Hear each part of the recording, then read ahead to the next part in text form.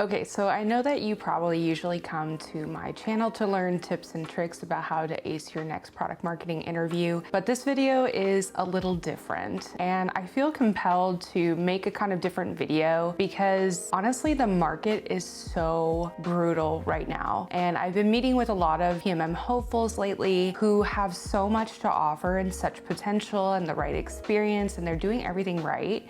And I know I just did a video on everything you could be doing wrong in your product marketing interviews, but I also want to take the time to say that I feel for you and it actually might not be you. So I wanted to shed some light and insight on the fact that it really might not be you. The market is so tough right now, and I know there are so many tips and tricks out there talking about don't put your open to work banner on your LinkedIn profile, or you have to include all these keywords in your resume for the ATS. It's just never ending, the kind of advice that you get when you're interviewing. And I know it can be really overwhelming and really defeating. And so I wanted to kind of shed some light, like I said, on some of the things that you might not be aware of that are completely out of your control. And you might be a stellar candidate. Everybody that interview you might love you. It's just something that is out of your control. So let me break down what I mean. So first things first, let's just call a spade a spade. Product marketing, and especially interviews in product marketing, are not for the faint of heart. They want you to be a strategist. They want you to be a project management extraordinaire. They want you to be a cross-functional ally and be likable and also have great communication skills. And it can be really daunting on an interview when you're feeling nervous, and you also might be feeling not so confident. Maybe you just got rejected a few times. You got some rejection emails, those kind of blanket emails that you get from the ATS that could be really impersonal and really hurtful. And I just want to share that it's okay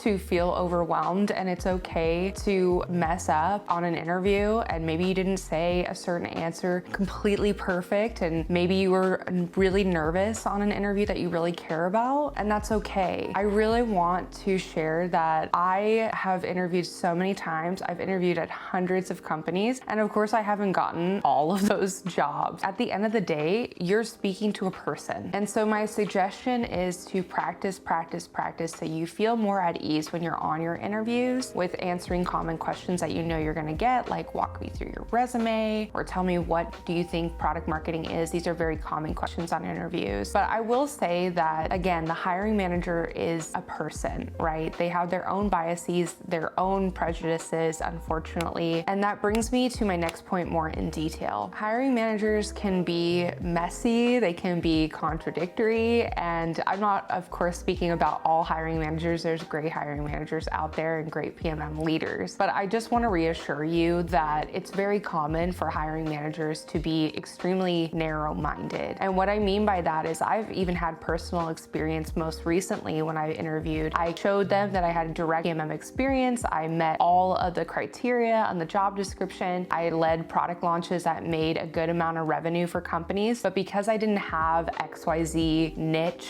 industry experience, they passed on me. And in my eyes, that's as silly as saying, oh, I don't like that candidate for this role because they have curly hair. I mean, it's just really dumb. And I'm very passionate about this because I've been a hiring manager before, and I've worked with hiring managers as well as we're interviewing people for our team. And I really want to emphasize those hiring managers are really missing out because you can teach someone the industry. I know that people that have been in a certain industry might not like hearing that, but you can. You can read books.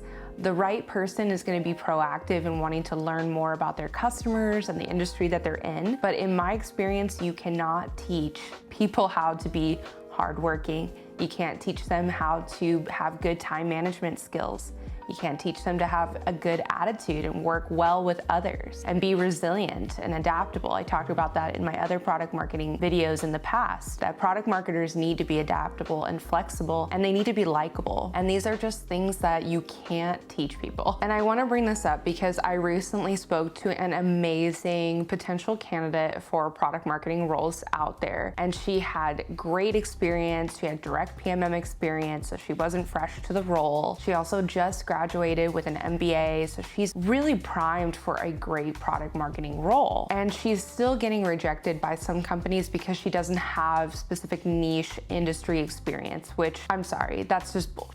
If you're watching this right now and you're currently struggling with your product marketing interview experience and this sounds like something that you've encountered, please know that you will eventually find a hiring manager that doesn't think that way, that's going to see your potential, that's going to see that you have those core competencies, those more like soft skills that great product marketers have, and you will land that role. It just takes some time to weed through those hiring managers that are just too narrow-minded in what they're looking for. So this might sound familiar to you. If you've gone through the interview process, you feel like things are moving actually pretty quickly, you've met multiple team members, everybody has positive things to say about you, and then all of a sudden you get to the offer stage and then crickets. Let me let you in on something that I don't think is very commonly known. At my previous companies, I found that it was pulling teeth to get additional headcount on the product marketing team. Then we'd rush great candidates through the process, get everybody to interview them, push them through,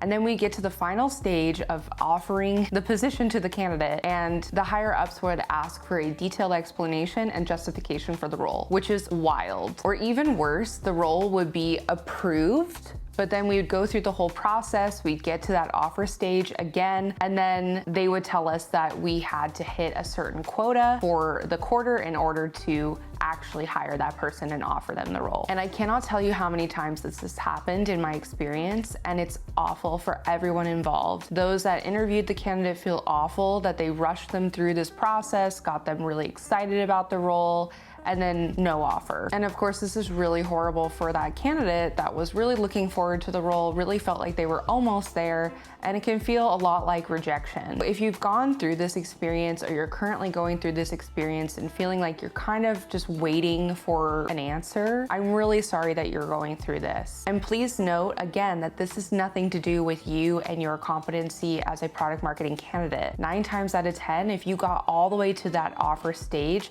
everybody really loved you. Everybody thought that you were a really good fit for the role, and it's probably company logistics and politics that are getting in the way of actually extending you an offer. And lastly, rejection emails sting, especially those impersonal ones that are just auto-sent from an ATS. You've put in so much time, you've probably created so many different versions of your resume, you might have customized your own cover letter, and you've put in all this time just to get an automated response saying that you weren't good enough, or even at an initial screening, you didn't meet the qualifications. But just know that every interview, every project that you do, every conversation that you're having during this process is a stepping stone. And as you keep going through, you're gonna get better and better. You're gonna feel more confident, more comfortable on your interviews. And eventually, again, you're gonna meet that hiring manager that's going to truly see you and your potential and be willing to invest in you at that time. I've seen so many candidates that I've talked to do amazing projects, go above and beyond in this market, creating really detailed go-to-market strategies, creating incredible content that really resonates with those customers of the companies that they're interviewing for. And I've even seen people create little mini websites and landing pages. And I know that it can feel really defeating and feel like such a waste of time when you don't eventually get the offer after you've done all these projects and you put in so much work. But just know that in the process, you're building a really stellar portfolio that you should be proud of. I know this is a short and sweet and very deviated version of the kind of content that I put on my channel, but I think it's really important to be honest and just say sometimes it really truly isn't you. It's not something that you're doing wrong or something you need to tweak.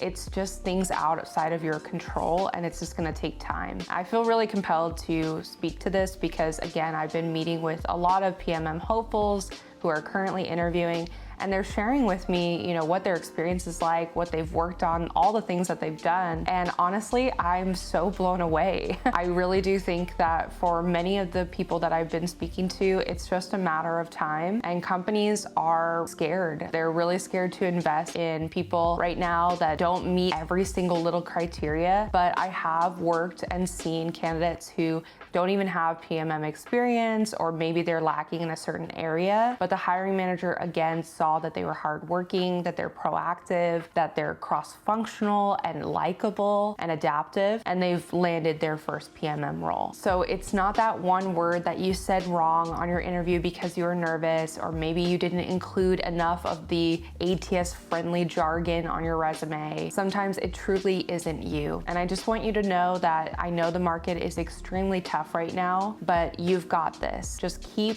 staying positive. I know it's really hard, especially when you might be getting these rejection emails, or you might be getting really far in the process and then they go with someone else. I get it.